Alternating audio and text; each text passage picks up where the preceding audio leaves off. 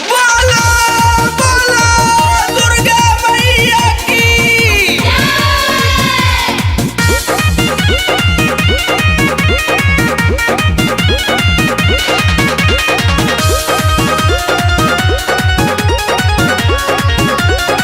भोले माई के चरण कले पूजा रे चान अभी समर शादी चला पाटू है। भोले माई के चरण कले पूजा रे चान अभी समर शादी चला पाटू है नोह काटू नोह काटू अंगूरी जाने काटू नोह काटू नोह काटू अंगूरी जाने काटू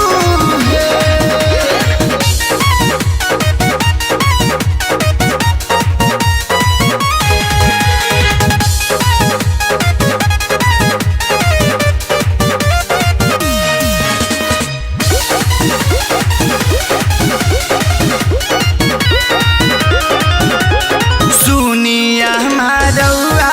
घर ही पूजा करी गौआ तले के गंगा जल धोती आम के पोलौआ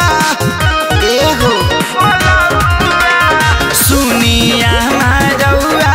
घर ही पूजा करी गौआ तले के गंगा जल धोती आम के पोलौआ लेके गाय के गोबर लिपि चौका पूरे भरे नाना तो से कहत कि चौर छाटू है नोह काटू नोह काटू अंगूरी जन काटू है नोह काटू नोह काटू अंगूरी जन काटू है।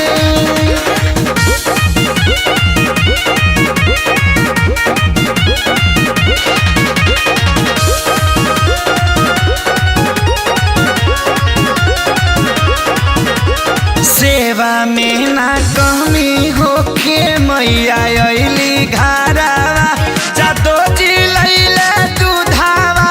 उतारला कराहवा सेवा में ना कमी होखे मैया अइली घरवा जादो जी लैले दूधावा उतारला कराहवा सुन सही रखे सारी गलती करलो ना भारी आ सुनील कमल के डाटू है